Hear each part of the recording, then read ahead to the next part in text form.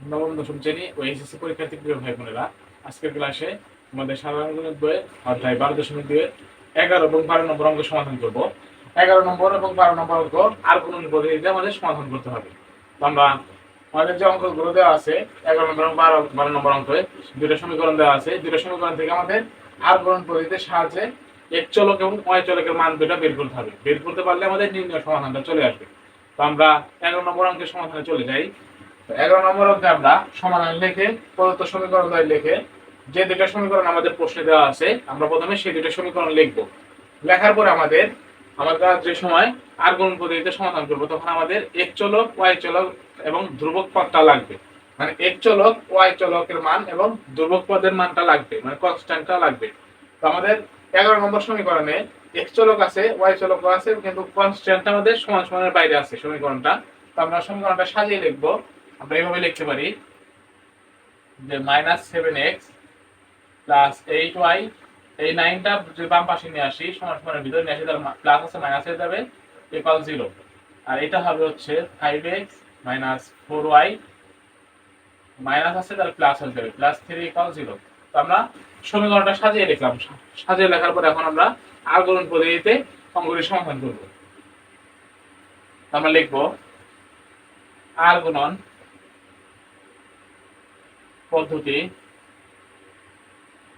পদ্ধতিতে পাই আর গুণন পদ্ধতিতে পাই এক চলক ইকুয়াল ওয়াই ইকুয়াল ধ্রুবক আমরা অন। এখান থেকে আমরা এক চলক ওয়াই চলক এবং কনস্ট্যান্ট মানে ধ্রুবকের মানটা বের করব। তো বের করার নিয়ম হচ্ছে আমাদের অঙ্কে এক চলকের যে সহগ আছে ওয়াই চলকের যে সহগ আছে এবং ধ্রুবক পদের মানটা যেটা আছে সেটা আমরা প্রথমে এক পাশে লিখব। আমাদের এখানে এক চলকের সহগ আছে হচ্ছে -7, আমরা লিখবো হচ্ছে -7।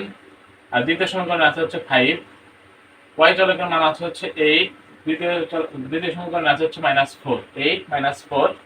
আর ধ্রুবক পদ আছে হচ্ছে -9 প্লাস 3। তো আমরা কি করলাম, এক চলক ওয়াই চলক এবং ধ্রুবক পদের মানগুলো লিখলাম। লেখার পরে আমরা এই এক চলক এবং ওয়াই চলকের মানটা আবার রিপিট করব। এখানে লিখব হচ্ছে -7/5, 8 নিচে হচ্ছে -4। তো এখন আমরা এক চলক ওয়াই চলক এবং ধ্রুবক পদের মানটা বের করব। তো এক চলকের মানটা বের করার ক্ষেত্রে আমরা এক চলকটাকে বাদ রাখবো, মানে এক চলকের যে মানটা আছে সেটা বাদ রাখবো, ওয়াই চলক এবং ধ্রুবক পদ নিয়ে কাজ করব। এক চলকটাকে বাদ রাখবো এবং ধ্রুবক পদ এবং কনস্ট্যান্ট নিয়ে আমরা কাজ করব। আমরা এখানে দেখি, আমরা যদি এখান থেকে এক চলকের মানটাকে বাদ রাখি তাহলে আমরা ধ্রুবক পদ এবং ওয়াই চলকের মানটা নিয়ে কাজ করি তাহলে 8 গুণন 4, 8 গুণন 3, তাহলে 8 এর সাথে যদি 3 গুণ করি তাহলে পাবো হচ্ছে আমরা 3 8 24, 3 8 24 আমাদের সূত্রের মাইনাস। এখন আমরা এই -4 আর -9 গুণ করব। -4 আর -9 গুণ করলে হবে হচ্ছে +36, +36 আর মাইনাসে হবে হচ্ছে -36, মানে -4 আর -9 গুণ করলে হবে হচ্ছে 4 9 36, মাইনাস মাইনাসে প্লাস হয়ে যাবে, এই প্লাস আর এই মাইনাসে মাইনাস -36। আমাদের এক চলকের কাজটা শেষ। আমরা যখন ওয়াই চলক নিয়ে কাজ করব তখন ওয়াই চলকটাকে বাদ রাখবো, এক চলক এবং ধ্রুবক পদের মান নিয়ে হিসাব করব। আমরা এটা ওয়াই চলকের মান, তাহলে আমরা ওয়াই চলকের মানটাকে বাদ রাখি। আমরা এখন এই ধ্রুবক পদ এবং এক চলক নিয়ে কাজ করব। তাহলে -9 আর 5 গুণ করলে পাবো হচ্ছে -45, সূত্রের মাইনাস। আমরা যদি এখানে 3 আর -7 গুণ করি তাহলে পাবো হচ্ছে -21, 3 আর -7 গুণ করলে পাবো হচ্ছে -21, তো মাইনাস আর এই মাইনাস হয়ে যাবে +21। এখন আমরা ধ্রুবক পদ নিয়ে কাজ করব। আমরা যখন ধ্রুবক পদ নিয়ে কাজ করব তখন আমরা এই ধ্রুবক পদটাকে বাদ রাখবো, মানে এই -9 আর 3 কে বাদ রাখবো। তো -9 আর 3 কে যদি বাদ রাখি, কনস্ট্যান্টটাকে যদি বাদ রাখি তাহলে আমরা এই এক চলক এবং ওয়াই চলক নিয়ে কাজ করব। তাহলে এক চলকের মান হচ্ছে -7 আর -4 গুণ করব। আমরা -7 আর -4 গুণ করলে পাবো হচ্ছে +28, 4 7 28, মাইনাস মাইনাসে প্লাস হয়ে যাবে, তাই 28 সূত্রের মাইনাস 5 আর 8 গুণ করব। এখন 5 আর 8 যখন গুণ করব তখন 40। এখন আমরা ক্যালকুলেশন করব এখান থেকে। যদি আমরা ক্যালকুলেশন করি তাহলে পাবো হচ্ছে x, এখানে পাবো হচ্ছে 24 36, তাহলে পাবো হচ্ছে -12 ইকুয়াল, এখান থেকে পাবো হচ্ছে y বাই, এখানে আছে -41 আর এখানে আছে হচ্ছে +21, এখানে আছে হচ্ছে +21, তার মানে যদি হিসাব করি পাবো হচ্ছে 4 2। 24 মাইনাস 24 ইকুয়াল এখানে পাবো হচ্ছে 1 বাই, এখানে যদি আমরা হিসাব করি পাবো হচ্ছে এখানে আছে 28 মাইনাস 40, 28 মাইনাস 40 পাবো হচ্ছে মাইনাস 12 তো আমরা এখানে x y এবং ধ্রুবক পদের মানগুলো পাইলাম। এখন আমরা x চলক এবং y চলকের মানটা বের করব, নির্দিষ্ট মানটা বের করব। সেই ক্ষেত্রে আমরা x চলক সমান এই ধ্রুবক পদ লিখব এবং y সমান ধ্রুবক পদ লিখব, মানে এই x সমান এটা লিখব, y সমান এটা লিখব। এইবার আমরা লিখি যে x বাই মাইনাস 12 ইকুয়াল হচ্ছে এই ধ্রুবক পদ 1 বাই মাইনাস 12 এবং এই y সমান আমরা লিখব y by minus 24 equal 1 by minus 12। এখানে যদি আমরা ক্যালকুলেশন করি আমরা আর আর গুণ করব। এখন আমরা আর আর গুণ করব, এই x এর সাথে মাইনাস 12 গুণ করব, মাইনাস 12 আর 1 গুণ করব, তাহলে গুণ করলে পাবো হচ্ছে মাইনাস 12x, এই পাশে পাবো হচ্ছে ইকুয়াল মাইনাস 12। এখান থেকে যদি আমরা ক্যালকুলেশন করি তাহলে আমাদের লাগবে হচ্ছে x এর মান, তাহলে x এর সাথে যে যা আছে ওই পাশে নিয়ে গেলে ভাগ হয়ে যাবে, তাহলে x equal minus 12 by minus 12। এখানে যদি আমরা কাটাকাটি করি তাহলে x সমান পাবো হচ্ছে 1, মানে 12 কাটা পাবো 1, মাইনাস মাইনাসে প্লাস হয়ে যাবে।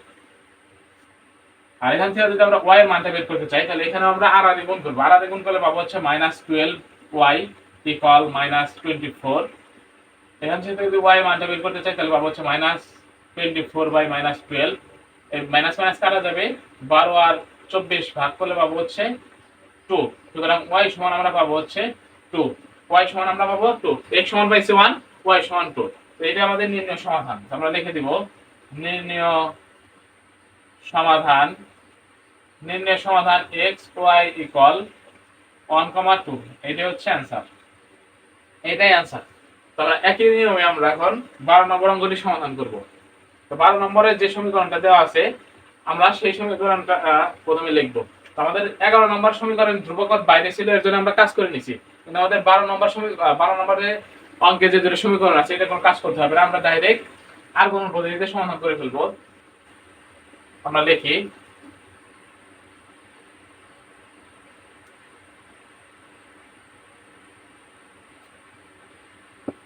আমাদের সমীকরণ দেওয়া আছে হচ্ছে 3x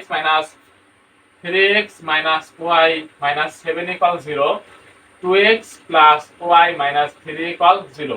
এখন আমরা এই দুটো সমীকরণকে আর্গুমেন্ট পদ্ধতিতে সমাধান করব, x চলক এবং y চলকের মানটা বের করব। তো আমরা এখানে লিখে নিব x equal y equal ধ্রুবক পদ, লেখার পর আমরা এখানে লিখে নেই পদ্ধতিতে, লেখার পর আমরা এখন এই x চলক y চলক এবং ধ্রুবক পদের মানটা আমরা এক পাশে লিখে নিব। তো আমরা লিখব হচ্ছে x চলকের মানগুলা সবগুলো আছে হচ্ছে 3, 2, আর y চলকের মান আছে হচ্ছে যেহেতু মাইনাস y আছে আর এখানে প্লাস y আছে তাহলে এর সাথে 1 আছে, তাহলে আমরা লিখব হচ্ছে -1 ভাগ হচ্ছে 1, এখানে আছে -7 আর -3, আমরা লিখব হচ্ছে -7 -3। তো আমরা x চলক y চলক এবং ধ্রুবক পদটা লিখলাম, লেখার পর আমরা আবার এই x চলক এবং ধ্রুবক পদটাকে আবার রিপিট করব। তাহলে আমরা লিখব হচ্ছে 3, 2, -1 1। এখন আমরা আমাদের কাজ হচ্ছে x চলকের প্রথমে কাজ। তো x চলকের কাজ করার ক্ষেত্রে আমরা এই x চলকটাকে বাদ রাখবো, x চলক বাদ রাখবো, কাজ করব y এবং ধ্রুবক পদ নিয়ে। আমরা যদি এখানে x চলকটাকে বাদ রাখি আমাদের y আর ধ্রুবক পদ গুণ করব আমরা প্রথমে আর আর, তো -1 আর -3 গুণ করলে পাবো হচ্ছে +3, পাবো হচ্ছে +3 সূত্রের মাইনাস, এখানে 1 আর -7 গুণ করলে পাবো হচ্ছে -7, মাইনাস আর মাইনাসে প্লাস হয়ে যাবে +7। আমাদের x চলকের কাজ শেষ, তখন আমরা y চলকটা কাজ করব, তাহলে y চলক বাদ রাখবো। আমরা এখানে y চলকটাকে বাদ রাখি, কাজ করব হচ্ছে ধ্রুবক এবং এই ধ্রুবক পদ এবং x চলক নিয়ে। আমরা এখানে -7 আর 2 গুণ করলে পাবো হচ্ছে -14 সূত্রের মাইনাস, -3 আর 3 গুণ করলে পাবো হচ্ছে -9, মাইনাস আর মাইনাসে +9 হয়ে যাবে।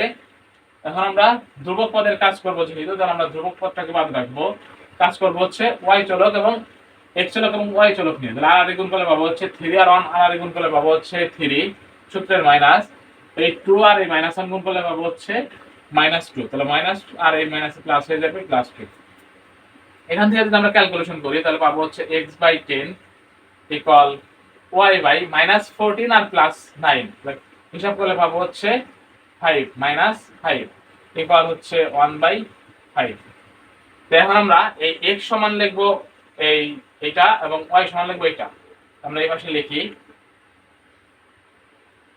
সুতরাং x/10 ইকুয়াল হচ্ছে 1/5 এবং এই y সমান হচ্ছে এই ধ্রুবক পদ, তাহলে y/-5 ইকুয়াল 1/5।